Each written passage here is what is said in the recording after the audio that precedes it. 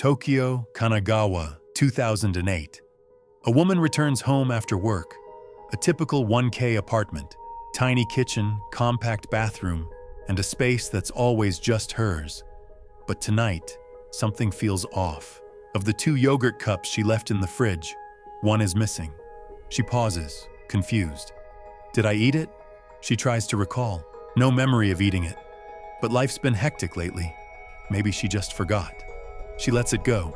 The next day, she comes home from work again. This time, her toothbrush is slightly wet. I dried it this morning. Again, she tries to brush it off, but a small suspicion lingers in the back of her mind. That night, for the first time, she checks every corner of her apartment. The windows are locked. Nothing strange about the door lock. There's no sign of a break-in. Time passes, but the strange occurrences continue. Cups on the kitchen shelf are in different spots.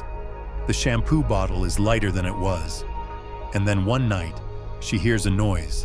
Thud. A faint sound from above, from the ceiling. She assumes it's just construction outside. But the sound returns, night after night. Soft, almost delicate, like someone walking above her. She finally decides to act. She installs a small CCTV camera, hoping to catch any movement while she's away. She hides the camera behind the wall clock and leaves for work the next morning. That evening, she rushes back, pulls out the memory card, inserts it into her laptop, and hits play. On screen, a few minutes after she leaves, the trap door in the ceiling creaks open. Slowly, someone crawls out, disheveled hair, thin, fragile limbs. He moves as if he's done it 100 times, walks straight to the fridge, takes out a yogurt cup, drinks water, then walks to the bathroom, brushes his teeth, uses her shampoo, washes his hands. Every action, quiet, unnervingly routine. She freezes, then calls the police.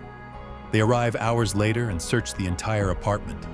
No trace of the man, until one officer notices a ceiling tile slightly out of place.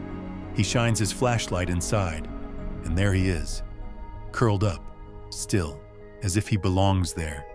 He's arrested, 57 years old, homeless. He had once entered the apartment long ago, back when the previous tenant lived there, as a maintenance worker.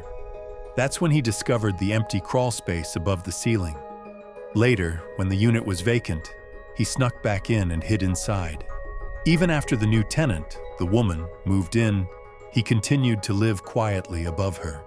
He only came down when she was gone, to eat, to wash, and he lived this way for 10 months. Neighbors were stunned. How could anyone hide in such a tiny apartment? Kanagawa always felt like a safe area. He was charged with unlawful intrusion, but since he didn't steal or harm anyone, his punishment was surprisingly light. Still, what the case left behind wasn't just a legal precedent. It left behind fear. What if someone's in my ceiling too? Am I really alone in my own home? After the case made the news, requests to inspect ceiling spaces skyrocketed in Japan. So did demand for home security cameras. The woman moved out. The man was placed in a shelter. And to this day, we don't know where he is now or whose ceiling he might be in.